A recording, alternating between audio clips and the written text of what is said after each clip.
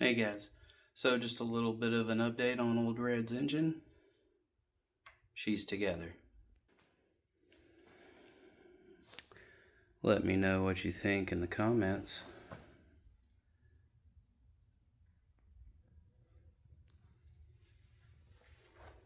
Only things I have left to do, I've got to put the cam rear cover here, the journal plug. I won't do that till I get it up on the hoist. Just finished routing the turbo oil feeds. So the oil pressure sensor will come right here. And that one is going to supply oil.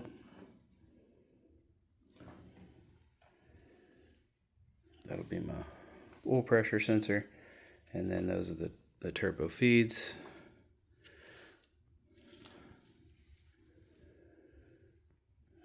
These will be my breathers to the catch can. The oil feeds are going to go along here. I'm going to make me a brace to keep that in there secure on both sides. That'll be this turbo's feed, and that'll be the other turbo's feed.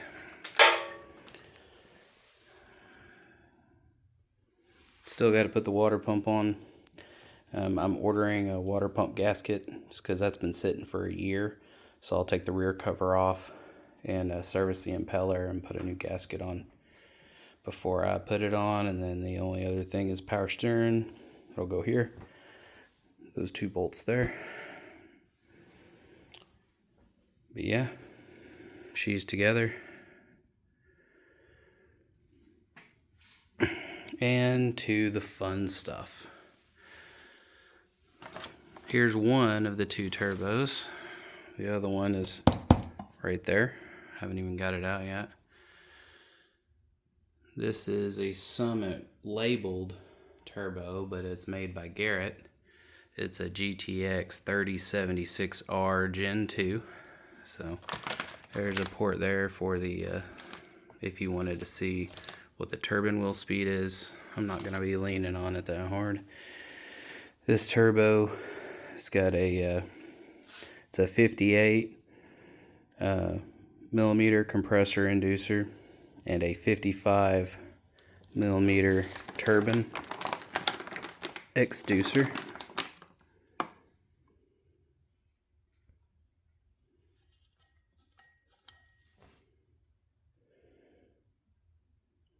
Looks good. V-band outlet, 3-inch T4.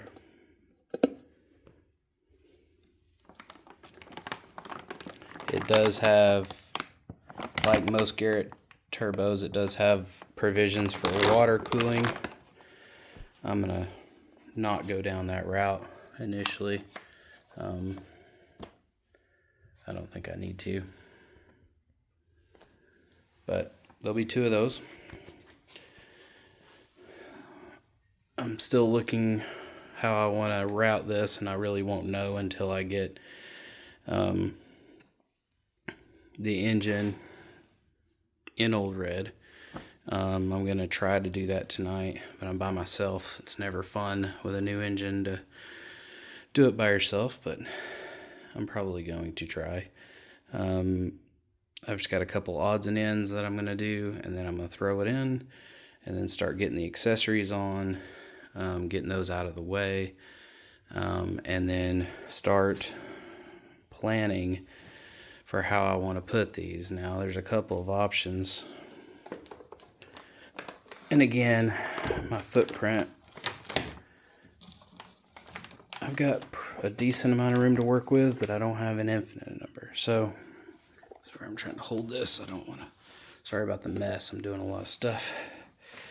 So, I'm either going to have this come straight like that, or I'm going to do a 90 out like this. Sorry, I'm trying to hold that with one hand. The 90 is pretty much the traditional sense, right? You're looking at the front of the turbo as you're looking at the engine. The only problem is I don't know with my battery here and my methanol tank here if I'm going to have enough room. I won't know till I get the engine in and can really start mocking things up. If I have to face them inboard towards each other, I don't really care, as long as the stock hood will close. I'm not going to put them up here crazy like a few people on YouTube really love. And there's nothing wrong with it. I just want the stock hood to close. I agree. It would look cool if I could just make them where everybody could see them sticking out of the hood. But I really want to be able to close the stock hood. So I've got already got the thermostat in. I got to replace the O-ring on this. I've got those sitting right here. They just came in the mail today. And some new gaskets for the carb plate and the methanol plate. Pretty much I've done everything that I want to do without it being in the truck. I really just wanted to get all the oil feeds and all the things that are kind of hard to do when you're leaning on the back of the engine. Get all that done. Everything turned out looking really good. Manifold modifications I had to do to put them on my heads, but yeah, so that's it. Just have to get it in the engine, start mocking up the turbos and figuring out routing. I like the 90 because I can, on the middle of the 90, I can run the wastegate straight out, which is very efficient for a wastegate. Is just be in line with the exhaust and then have it do the 90 to get to the turbo. But if I don't have enough room, I'll go straight out, face the air filters together, and the compressors will go straight down, okay, and loop under to the intercooler and then back out to the hat. And I've got the hat in there, two wastegates, blow-off valve, 150 millimeter blow-off valve. We'll see if I need to later. And that's the hat and the other turbo. I've got a few other things, but my focus tonight is going to be, turn that on, I'm going to clean up all this dust from the truck just sitting with no hood on it. I mean, it is filthy. I've got to get all that cleaned up. I've got to get the brackets put on the engine, and I've got to make sure the torque converter is fully seated, and then drop the engine in, bolt on the torque converter, get the bell housing bolted up. Still quite a bit to do. I don't know if I'll get to all of it tonight. If I could get the engine in, I would just be happy, but I don't even know if I'll get that far. Still got a few things to do, but once all this is cleaned up, I'll drop the engine in. That won't take all that long. Even the fuel line is just nasty. So I've got to clean all that up. A lot easier to do right now. There's no engine in there because I can just sit. Anyway, get that bolted up. And then, yeah, I think it looks pretty good. We're gonna see how it does. That's all I got for updates right now.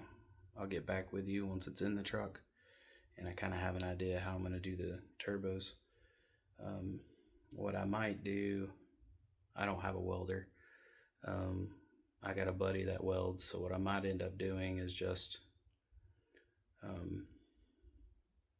driving it like this, naturally aspirated, and just put like a little